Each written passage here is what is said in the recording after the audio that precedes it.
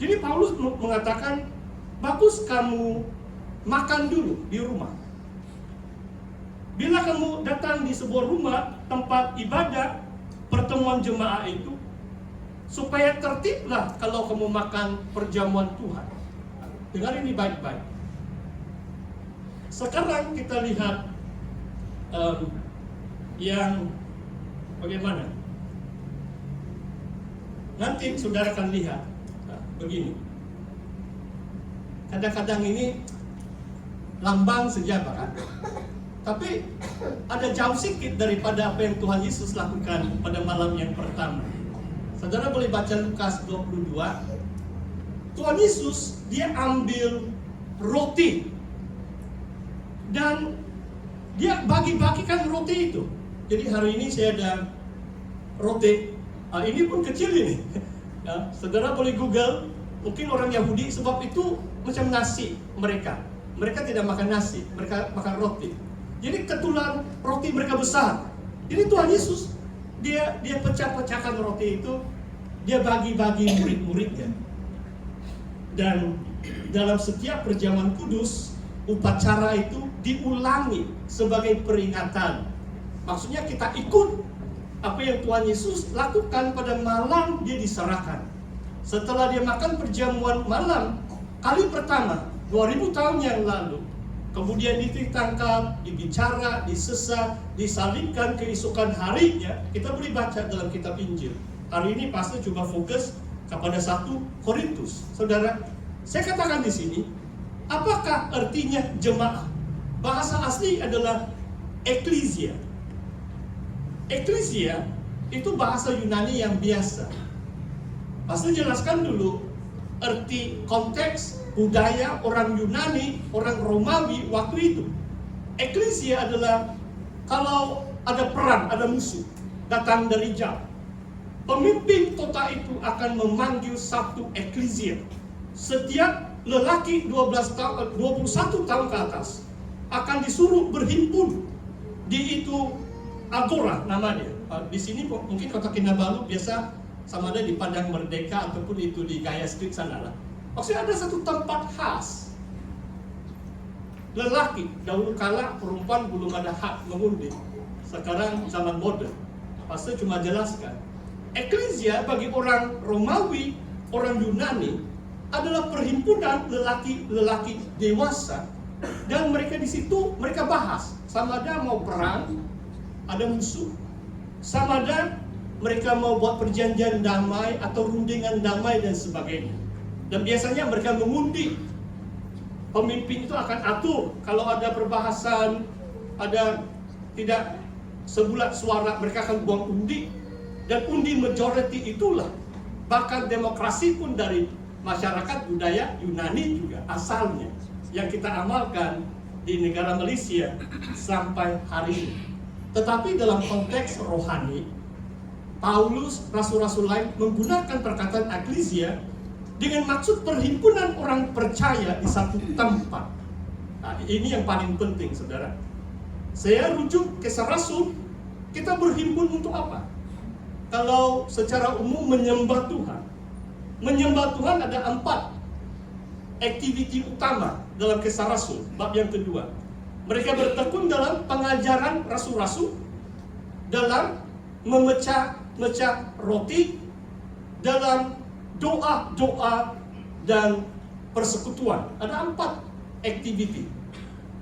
Saya tidak tahu gereja kita ini menggenapi keempat aktiviti. Kita ada doa Jumat juga, tapi kadang-kadang macam doa ibadah umum itu, doa syafaat itu ada kurang sedikit. Dan kadang-kadang macam pastor salam kamu, welcome, bye-bye, kurang persekutuan baik. Lain kali lah kita atur kopi-kopi.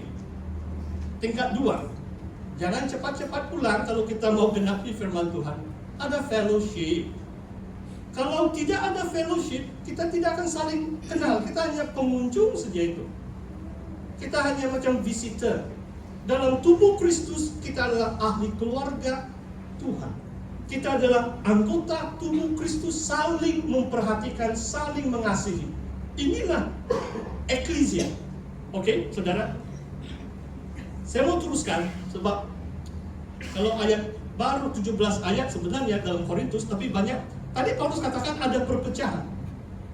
Tetapi supaya siapa yang tahan uji itu tampak atau terbukti orang yang tahan uji.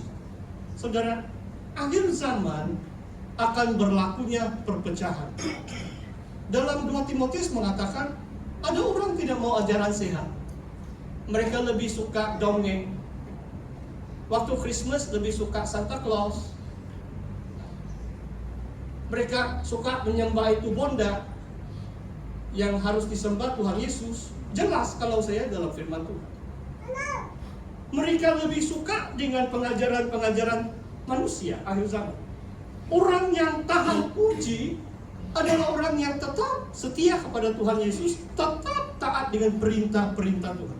Kitab Daniel beberapa kali, kitab Daniel adalah kitab akhir zaman kan. Orang-orang percaya waktu itu, mereka diuji, mereka disucikan, refine, purify, ditahirkan melalui ujian, mungkin penganiayaan rakan-rakan Daniel. Mereka pilih dibuang masuk periuk api daripada menyembah patung. Akhir zaman mengatakan ada 2 perkara. Patung pun pandai berbicara. Tanda 666.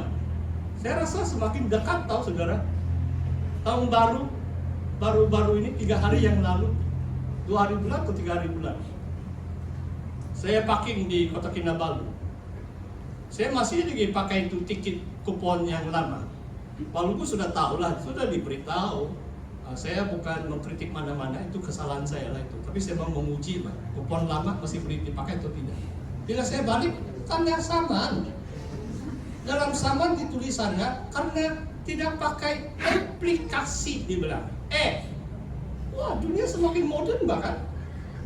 Kalau tidak mau masuk dalam app, susahlah, karena sama setiap hari. Siapa mampu kan? Parking di Surya Imago pun mau tap itu kredit card. Pertama-tama saya bertahan itu, saya tidak mau parking sana. Saya takut nanti saya tap, saya biarkan semua uang saya akan ambil. Nah, bagus juga 3 ringgit, 4 ringgit mereka tolak. Bagaimana mereka tolak 1.000? Saya tidak mau gaduh sama orang. Saya tidak mau cari peguam, mau ambil balik saya pilih 1.000. Dunia sudah berubah, saudara. Dan kita akan diuji sama ada kita setia atau tidak. Kalau ada anam-anam, sekarang belum ada. Tidak boleh jual atau beli. Pasti termasuk orang Kristen. Bagaimana menerus kehidupan kalau tidak boleh jual dan beli?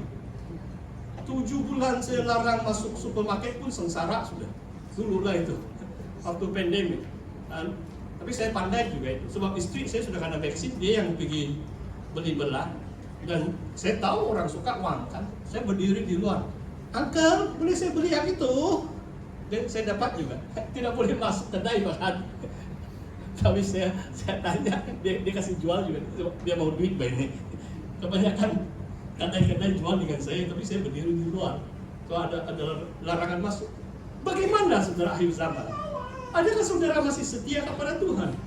Saudara, bagi saya di sini secara ringkas, nampaknya cara makan perjamuan Tuhan pun menjadi isu perpecahan di jemaat. Tadi Paulus katakan, ini apakah isu dalam 1 Korintus 11? Orang yang berada itu, mereka bawa makanan banyak-banyak dalam pertemuan jemaat. Itulah Paulus suruh mereka makan dulu di rumah, baru kamu datang berkumpul sebagai jemaat, baru laksanakan perjamuan Tuhan supaya itu semua tertib. Jadi sebab mereka ini orang kaya, banyak makanan, dan dalam jemaah itu, kalau saudara tahu abad yang pertama, termasuk di kota Korintus, mungkin 1/3 orang percaya Yesus adalah dari golongan hamba abdi. Orang katakan di kota Rom, satu senator pemimpin masyarakat, kadang-kadang mereka ada 100 hamba abdi. Dan ramai hamba abdi yang percaya Tuhan. Jadi bagi hamba abdi yang datang, mereka bukan ada duit kan? Mereka bukan ada bekalan. Gereja awal, termasuk mereka yang janda, anak yatim piatu, Kamu baca Kisah Rasul bab yang ke-6. Mereka diberi makanan. Rasul-rasul sebelum ramai itu jemaah, mereka melayani meja. Bila terlalu sibuk, mereka baru lantik diaken. Melayani meja, kamu tahu. Maksudnya bagi makanan. Jadi dalam pertemuan jemaah, Paulus menyuruh seperti, kalau kamu ada makanan, kamu makan dulu di rumah. Supaya dalam pertemuan jemaah, mungkin orang miskin lah, tuan rumah menyediakan makanan. Ayat yang terakhir mengatakan, kamu tunggu. Kenapa disuruh tunggu sebelum perjamuan Tuhan? Dua sebabnya. Jangan salah tafsir. Kalau kita tunggu semua orang hadir, baru start ibadah jam 10 pagi belum start. Tidaklah, pastor main-main. Kamu semua setia apa ini? Tetapi saudara, hamba abdi yang mungkin 1/3 dari jemaah waktu itu, mereka kerja bukan sampai jam 5 office hours. Hamba abdi mungkin jam 7 kasih sedia makanan kepada tuan mereka, baru mungkin ada izin keluar 1-2 jam begitu.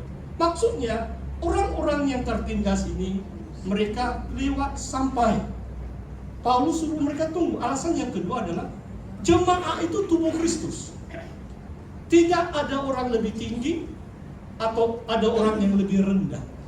Semua itu setara. There is equality in the body of Christ. Hamba abdi yang percaya Yesus adalah anak Tuhan yang sama dengan orang kaya, senator atau pemimpin masyarakat yang percaya Yesus, yang boleh bawa mungkin 10 itu roti mereka, sampai orang dulu bawa anggur. Itulah Paulus tegur mereka. Ada yang sampai mabuk. Maksudnya mereka minum banyak-banyak lah itu. Sedangkan ada yang minum pun tidak ada. Ada yang minum sampai mabuk sebelum mereka mengadakan perjamuan kudus waktu itu. Saudara, mungkin saya sudah ya, ini slide yang saya sudah bahaskan, saudara. Saya teruskan dulu. Kita sampai sudah ini perjamuan Tuhan. Jelas perjamuan Tuhan itu adalah upacara khas, bukan makan-makan malam itu. Itulah Paulus katakan, kamu makan dulu di rumah, nanti dalam pertemuan jemaah baru akan dikendali itu perjamuan Tuhan. Saudara, dalam Korintus 11 tidak juga disebut siapa yang pemimpin atau pengendalinya.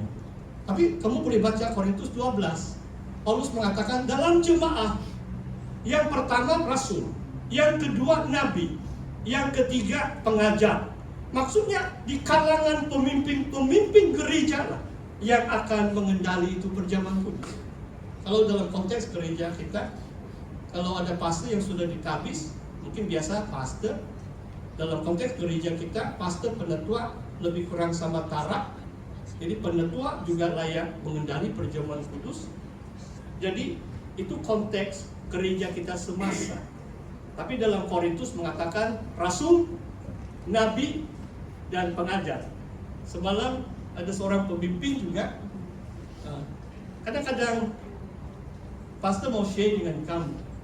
Bukan semua orang itu sama, kan? Saya tahu itu, saudara. Untuk saya buat azam ini yang baru. Saya menonton beberapa YouTube orang yang berjaya. Coba kamu menonton YouTube orang berjaya.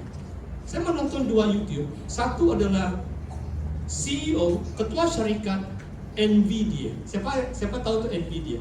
Pembuat chip. Sekarang mungkin syarikat ketiga keempat terbesar. Sampai triliun sudah, ribu juta.